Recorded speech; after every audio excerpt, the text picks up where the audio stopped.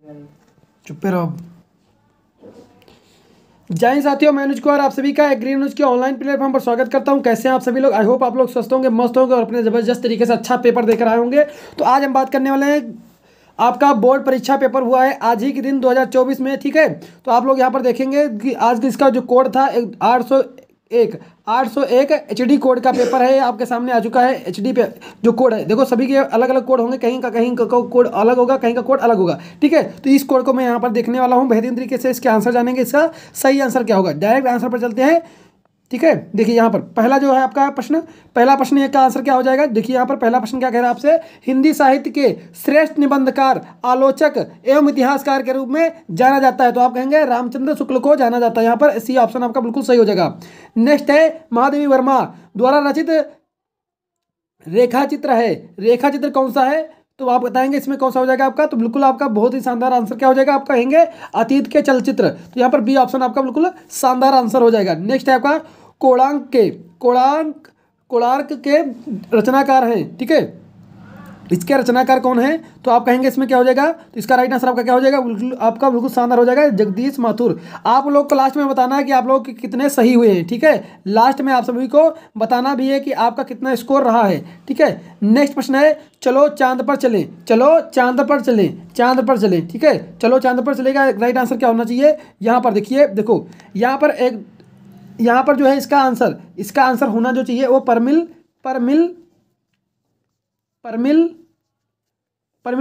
शंकर होना चाहिए, शंकर, ठीक है। जो कि ऑप्शन में आपको कहीं नहीं नजर आ रहा है, ठीक है।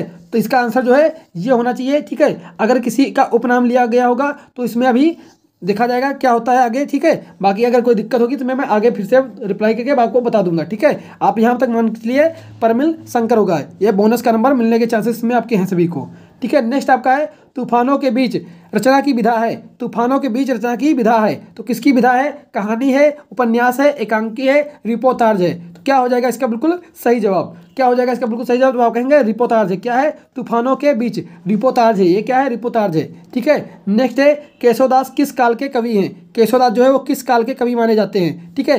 काल के, तो आदिकाल के, भक्ति काल के, रीति काल के। तो आप कहेंगे इसके किस काल के हैं, तो आप कहेंगे ये रीति काल के कवि माने जाते हैं। केशवदास जो है वो रीति काल के कवि हैं। किस काल के, रीति काल के कवि हैं। तो इसमें आपका क्या हो जाएगा, बिल्कुल शानदार आंसर बी ऑप्शन बिल्कुल शानदार है, रीतिकाल के कवि हैं। केशवदास जो है वो रीतिकाल के कवि है। नेक्स्ट प्रश्न की ओर चलते हैं, बहुत ही शानदार तरीके से। अगर आपको मजा आ रहा है प्लीज आप सभी लोग लाइक जरूर कर दीजिएगा, ठीक है। आप लोगों के लिए सबसे पहले आपको आंसर दे रहा हूँ, ठीक है।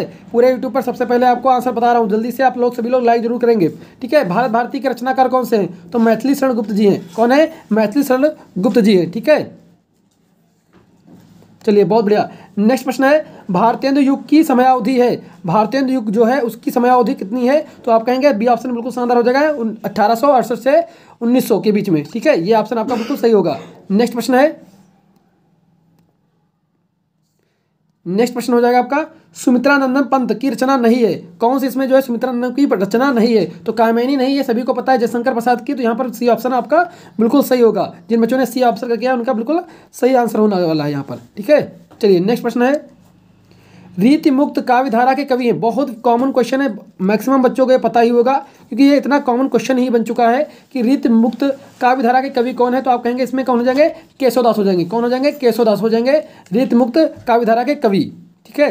नेक्स्ट प्रश्न है, हाँ इसके देखो ये जो है विस्माद बोधक चिन्ह लगा हुआ है, ठीक है, विस्माद बोधक। हाँ रघुनंदन प्रेम परिते, ठीक है, प्रेम परिते तुम बिनु जियत बहुत दिन बीते, ठीक है। अब इसको पढ़ते ही आपको मन में मतलब कि करुणा की भावना आ रही होगी, करुणा की भावना आ रही होगी ना। आपको इसमें वीर रस लगेगा, ना आपको हास्य लगेगा, ना रौद्र लगेगा। तो यहाँ पर बिल्कुल शानदार है, जिस बच्चे ने लगा कर आया बिल्कुल शानदार आंसर है इसका, करुण रसो हो जाएगा, ठीक है।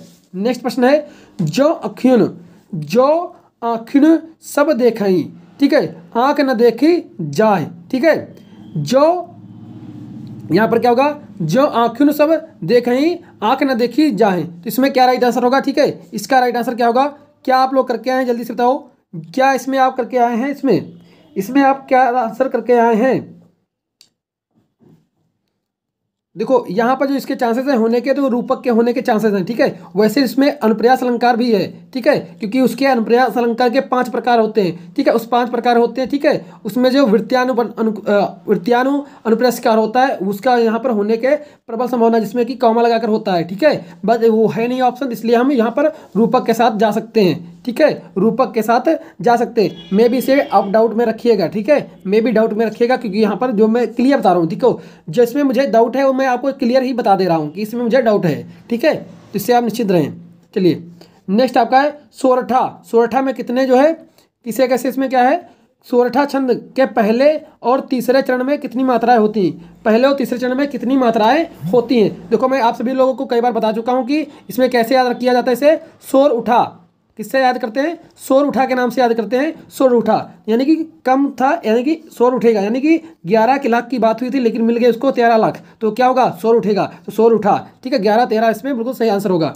नेक्स्ट प्रश्न है सुगम शब्द में प्रयुक्त उपसर्ग है, सुगम शब्द में प्रयुक्त उपसर्ग कौन सा है, जल्दी से बताएंगे सभी लोग। इसमें प्रयुक्त उपसर्ग क्या होगा, तो सु है, सु जो है उपसर्ग इसमें प्रयोग किया गया, सु, ठीक है, सुधन गम हो जाएगा। नेक्स्ट है नवरत्न। नवरत्न, नवरत्न यहाँ पर डायरेक्ट जो है आपको संख्यावाची शब्द लग रहा है, यानी कि द्विगु समास होगा, बहुत ही शानदार द्विगु समास यहाँ पर हो जाएगा। नेक्स्ट आपका पृथ्वी का पर्यायवाची शब्द नहीं है, कौन सा पृथ्वी का पर्यायवाची शब्द नहीं है, तो आप कहेंगे भू होता है, वसुधा होता है, धरा होता है, प्रसून नहीं होता है, प्रसून जो है वो नहीं होता है, ये पुष्प का होता है। नेक्स्ट प्रश्न है त्वम। त्वम का क्या हो जाएगा, त्वम का पर्यायवाची क्या हो जाएगा, सॉरी त्वम शब्द में विभक्ति एवं वचन क्या हो जाएगा, तो आप कहेंगे इसका राइट आंसर क्या होगा, तो इसका राइट आंसर होगा ए ऑप्शन बिल्कुल सही होगा, द्वितीय विभक्ति एक वचन, द्वितीय विभक्ति एक वचन यहाँ पर बिल्कुल सही आंसर हो जाएगा आपका। अर्थ के आधार पर वाक्य के कितने भेद होते हैं, तो देखो अर्थ के आधार पर जो होते हैं वो 8 प्रकार के होते हैं, अर्थ के आधार पर जो है, ठीक है, बाकी जो है आपके 4 प्रकार के होते हैं, ठीक है, अर्थ के आधार पर जो है वाक्य अपने 8 प्रकार के होते हैं, ये आपको ध्यान रखना है। चलिए नेक्स्ट प्रश्न है कृत्यवाची में प्रधानता होती है, जो कृत्यवाची है उसमें किसकी प्रधानता होती है, क्रिया की होती है, विशेषण की होती है, कर्ता की होती है, कर्म की होती है, तो किसकी होती है, देखो कृत्यवाची जो होगा वहाँ पर किसका होगा, किसकी होगी, देखो वहाँ पर आपका कर्ता का होगा, ठीक है, कृत्यवाची में कर्ता का होगा, क्रमवाची में कर्म का होगा, क्रमवाची जो होगा उसमें जो है क्रम की प्रधानता होगी, ठीक है, ये आपको ध्यान रखना है। नेक्स्ट प्रश्न है जिसके अलग अलग रूप वाक्यों में मिलते हैं वे पद कहलाते हैं, जिनके अलग अलग रूप वाक्यों में मिलते हैं, अलग अलग रूप जिनके वाक्यों में मिलते हैं वे पद कहलाते हैं, तो वो पद कैसे कहलाएंगे, वो पद कैसे कहलाएंगे, तो इसमें आपके विकारी शब्द हो जाएंगे, क्या विकारी पद हो जाएंगे, विकारी पद इसमें आपका हो जाएगा राइट आंसर, ए ऑप्शन आपका बिल्कुल शानदार हो जाएगा, ए ऑप्शन आपका राइट होगा, ठीक है। इसी प्रकार से आपके ये क्वेश्चन पूछे गए थे, ठीक है। इसकी पीडीएफ आपको हमारे जो बीकेटी क्लासेस का चैनल है वहाँ पर आपको मिल जाएगा, ठीक है, बीकेटी चैनल की लिंक आपको इसमें डिस्क्रिप्शन में बॉक्स में मिल जाएगा। बाकी भी आपको साइंस के जो पीडीएफ वगैरह हैं उसके मॉडल पेपर हैं वो सभी आपको बीकेटी क्लासेस यूट्यूब पर सर्च करिएगा, वहाँ पर आपको उसकी सारी चीज़ें मिल जाएंगी। जो भी छात्र एग्रीकल्चर की तैयारी कर रहे हैं, यानी कि उनका एग्रीकल्चर का 29 तारीख को पेपर होने वाला, वो भी हमसे जुड़ सकते हैं बीकेटी क्लासेस पर। आगे देख लेते हैं किस प्रकार से आपसे क्वेश्चन पूछे गए थे यहाँ पर, ठीक है। यहाँ पर देखिए किस प्रकार से सारे क्वेश्चन जो है आपसे पूछे गए थे, यहाँ पर आपको मैं पूरा पेपर दिखा दे रहा हूँ। पेपर आप डाउनलोड करना चाहते हैं तो हमारा जो है बीकेटी क्लासेस की ऑफिशियल टेलीग्राम पर आप जा सकते हैं, ठीक है।